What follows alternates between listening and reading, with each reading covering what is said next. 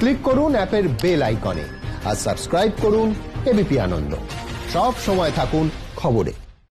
রাজ্যসভা কি বলছেন প্রধানমন্ত্রী নরেন্দ্র মোদী, সরাসরি শুনব। परेशान रहते हैं, नियमों में खेलने के लिए सांसदों को मजबूर करना बहुत चुनौतीपूर्ण कार्य है। मुझे तो भरोसा था कि एम्पायरिंग अच्छी करेंगे, लेकिन जो लोग हरिवंश जी से अपरिचित थे, हरिवंश जी ने अपनी निर्णायक शक्ति, अपने फैसलों से उन सबका भी भरोसा जीत लिया। सभापति महोदय, हरिवंश जी ने अपने दायित्व को कितनी सफलता से पूरा किया है, ये 2 साल इसके गवाह है। सदन में जिस गहराई से बड़े बड़े विधेयकों पर पूरी चर्चा कराई, उतनी ही तेजी से बिल पास कराने के लिए हरिवंश जी कई घंटों तक लगातार बैठे रहे, सदन का कुशलता से संचालन करते रहे। इस दौरान देश के भविष्य को, देश की दिशा को बदलने वाले अनेकों ऐतिहासिक बिल इस सदन में पास हुए। पिछले साल ही इस सदन ने 10 साल में सर्वाधिक प्रोडक्टिविटी का रिकॉर्ड कायम किया है, वो भी तब जब पिछला साल लोकसभा के चुनावों का साल था। ये हर एक सदस्य के लिए गर्व की बात है कि सदन में प्रोडक्टिविटी के साथ साथ पॉजिटिविटी भी बढ़ी है। यहां सभी खुलकर अपनी बात रख पाए, सदन का कामकाज नहीं रुके, स्थगन न हो, इसका निरंतर प्रयास देखा गया है।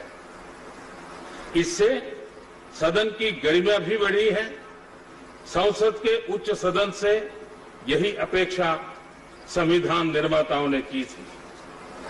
लोकतंत्र की धरती बिहार से, जेपी और कर्पूरी ठाकुर की धरती से, बापू के चंपारण की धरती से जब कोई लोकतंत्र का साधक आगे आकर जिम्मेदारियों को संभालता है तो ऐसा ही होता है जैसा हरिवंश जी ने करके दिखाया है। जब आप हरिवंश जी के करीबियों से चर्चा करते हैं तो पता चलता है कि वो क्यों इतना जमीन से जुड़े हुए हैं। उनके गांव में नीम के पेड़ के नीचे स्कूल लगता था, जहां उनकी शुरुआती पढ़ाई हुई थी। जमीन पर बैठकर जमीन को समझना, जमीन से जुड़ने की शिक्षा उन्हें वहीं से मिली हुई थी। हम सभी ये भली भांति जानते हैं कि हरिवंश जी जयप्रकाश जी के ही गांव सीता बदियारा से आते हैं। यही गांव जयप्रकाश जी की भी जन्मभूमि है।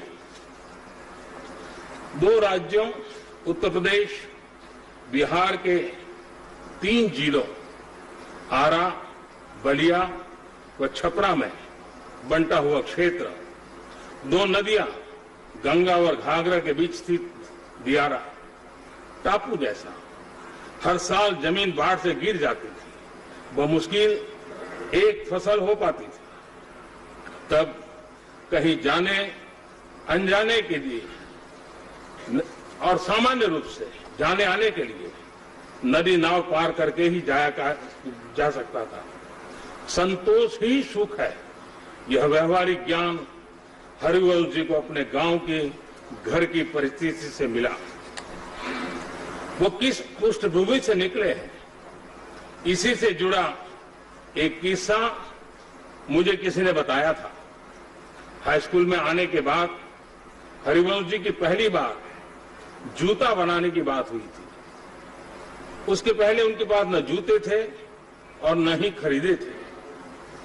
ऐसे में गांव के ही एक व्यक्ति को जूता बनाते थे, उनको हरिवंश जी के लिए जूता बनाने के लिए कहा गया। हरिवंश जी अक्सर उस बनते हुए जूते को देखने जाते थे कि कितना बना। जैसे बड़े रईस लोग अपना बंगलो बनता है तो बार बार देखने के लिए जाते थे हरिवंश जी अपना जूता कैसा बन रहा है, कहां तक पहुंचा है, वो देखने के लिए पहुंच जाते थे। जूता बनाने वाले से हर रोज सवाल करते थे कि कब तक बन जाएगा। आप अंदाजा लगा सकते हैं कि हरिवंश जी जमीन से इतना क्यों जुड़े हुए हैं। जेपी का प्रभाव उनके पर बहुत ही था। उसी दौर में उनका किताबों से भी लगाव बढ़ता गया। उससे भी जुड़ा एक किस्सा मुझे पता चला। हरिवंश जी को जब पहली बार सरकारी स्कॉलरशिप मिली तो घर के कुछ लोग उम्मीद लगाए बैठे थे कि बेटा स्कॉलरशिप का पूरा पैसा लेकर घर आएगा, लेकिन हरिवंश जी ने स्कॉलरशिप के पैसे घर में ले जाने के बजाय किताबें खरीदी। तमाम तरह की संक्षिप्त जीवनियां, साहित्य यही घर लेके गए। हरिवंश जी के जीवन में उस समय किताबों का जो प्रवेश हुआ था वो अब भी उसी तरह बरकरार है। सभापति महोदय, करीब 4 दशक तक सामाजिक सरोकार की पत्रकारिता करने के बाद हरिवंश जी ने 2014 में संसदीय जीवन में प्रवेश किया था। सदन के उपसभापति के तौर पर हरिवंश जी ने जिस तरह मर्यादाओं का ध्यान रखा, संसद सदस्य के तौर भी उनका कार्यकाल उतना ही गरिमापूर्ण रहा है। बतौर सदस्य तमाम विषयों, चाहे वो आर्थिक हो या सामरिक सुरक्षा से जुड़े, हरिवंश जी ने अपनी बात प्रभावी ढंग से रखी थी। हम सब जानते हैं, शालीन लेकिन सारगर्भित ढंग से बात रखना उनकी पहचान है। सदन के सदस्य के तौर पर उन्होंने अपने उस ज्ञान, अपने उस अनुभव से देश की सेवा का पूरा प्रयास किया है। हरिवंश जी ने सभी अंतर्राष्ट्रीय पटलों पर भारत की गरिमा, भारत के कद को बढ़ाने का काम भी किया है। चाहे वो इंटर पार्लियामेंट्री यूनियन की तमाम बैठकें हों या फिर दूसरे देशों में भारतीय संसदीय प्रतिनिधिमंडल के रूप में सदस्य के तौर पर भूमिका का निर्वाह हो, हरिवंश जी ने ऐसी हर जगह भारत और भारत के संसद का मान बढ़ाया है। सभापति महोदय, सदन उपसभापति की भूमिका के अलावा हरिवंश जी की राज्यसभा की कई समितियों के अध्यक्ष भी रहे। ऐसी तमाम समितियों के अध्यक्ष के तौर पर हरिवंश जी ने समितियों के कामकाज को बेहतर बनाया है, उनकी भूमिका को प्रभावी ढंग से रेखांकित किया है। मैंने पिछली बार भी बताया था कि हरिवंश जी कभी बतौर पत्रकार हमारा सांसद कैसा हो ये मुहिम चलाते रहे। सांसद बनने के बाद उन्होंने इस बात के लिए भरपूर प्रयत्न किया है कि सभी सांसद अपने आचार व्यवहार से और कर्तव्यनिष्ठ बने।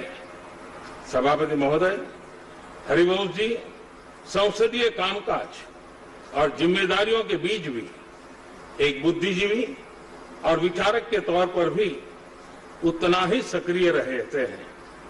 आप अभी भी देश भर में जाते हैं, भारत की आर्थिक, सामाजिक, सामरिक और राजनीतिक चुनौतियों के बारे में जनमानस को जागरूक करते हैं। इनके अंदर का पत्रकार, लेखक ज्यों का त्यों बना हुआ है। उनकी किताब हमारे पूर्व प्रधानमंत्री श्रीमान चंद्रशेखर जी के जीवन को बारीकी से उभारती है, साथ ही हरिवंश जी की लेखन क्षमता को भी प्रस्तुत करती है। मैं इस सदन का सभी सदस्यों का सौभाग्य है कि उपसभापति के रूप में हमें हरिवंश जी का मार्गदर्शन आगे भी मिलेगा। माननीय सभापति जी, संसद का यह उच्च सदन 250 सत्रों से आगे की यात्रा कर चुका है। ये यात्रा लोकतंत्र के तौर पर हमारी परिपक्वता का प्रमाण है।